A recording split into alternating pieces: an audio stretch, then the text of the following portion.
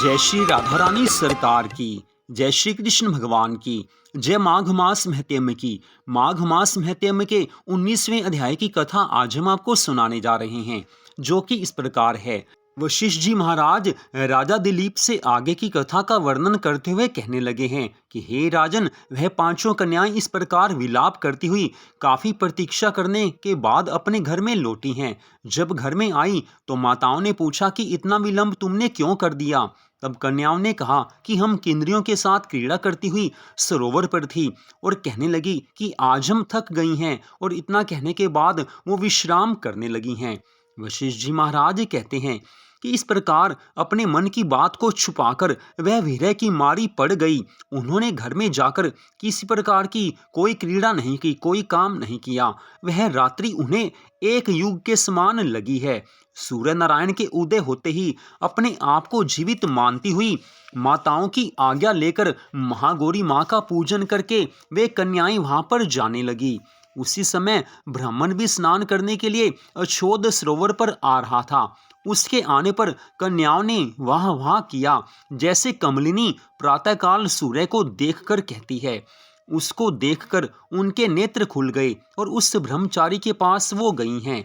आपस में एक दूसरे का हाथ पकड़कर चारों तरफ से उनको घेर लिया और कहने लगी कि मूर्ख, उस दिन तो तू भाग गया था, आज भाग नहीं सकता। हम लोगों ने तुमको घेर लिया है।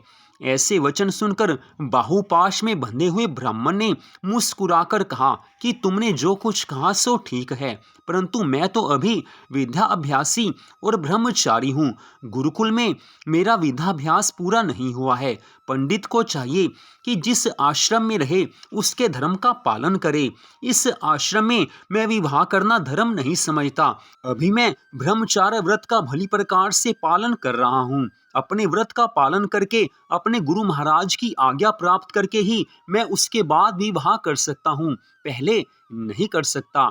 ये बात सुनकर वह कन्याएं इस प्रकार बोली जैसे वे शाख मास में कोयल बोलती है।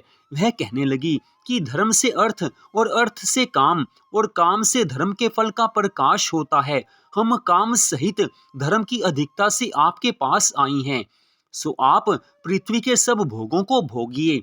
उस ब्राह्मण ने कहा कि तुम्हारा वचन सच है, किंतु मैं अपने व्रत को समाप्त करके ही विवाह कर सकता हूँ, पहले विवाह नहीं कर सकता। तब वे कन्याएं कहने लगी हैं कि तुम तो मूर्ख हो। अनोखी औषधि, ब्रह्म बुद्धि, रसायन, सिद्धि, अच्छे कुल की सुंदर नारियां तथा मंत्र जिस समय प्राप्त हो तब ही ग्रहण कर लेना चाहिए।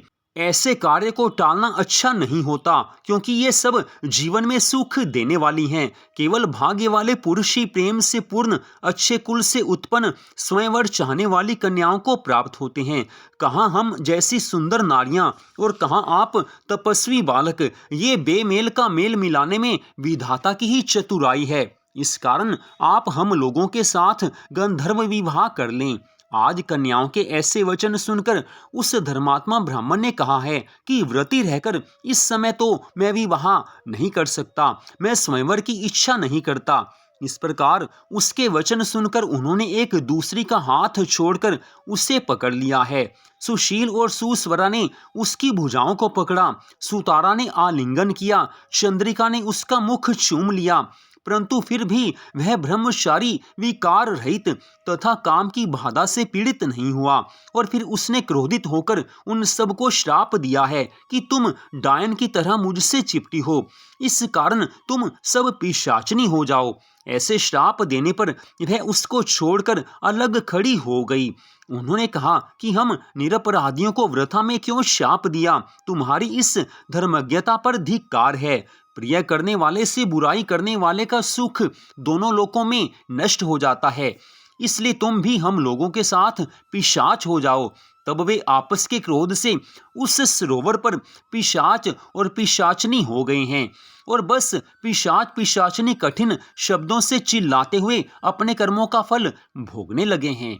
इतनी कथा सुनाकर वशिष्ठ जी महाराज कहने लगे हैं कि हे राजन, इस प्रकार वह पिशाच उस सरोवर के इधर उधर घूमते रहे।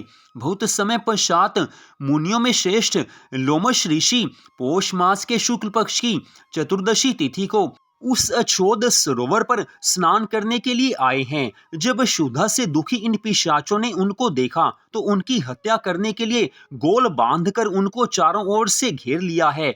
वेद निधि ब्राह्मण भी वहां पर आ गए और वे लोमश ऋषि के तेज के सामने ठहर नहीं सके, दूर जाकर खड़े हो गए।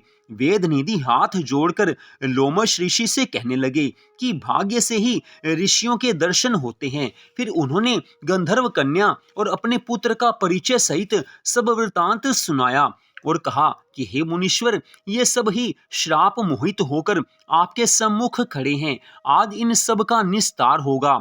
जैसे सूर्य उदय होने से अंधकार का नाश हो जाता है, वैसे ही आप इन सब का उद्धार कीजिए।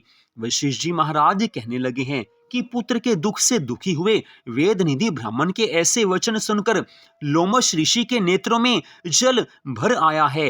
वो रो रहे हैं, आंखों में अश्रुपात हो रहा है, मन में दया है। और वेद निधि से वो कहने लगे हैं कि मेरे प्रसाद से बालकों को शीघ्र स्मृति पैदा हो। मैं उनको धर्म कहता हूँ जिससे इनका आपस का श्राप विलीन हो जाएगा।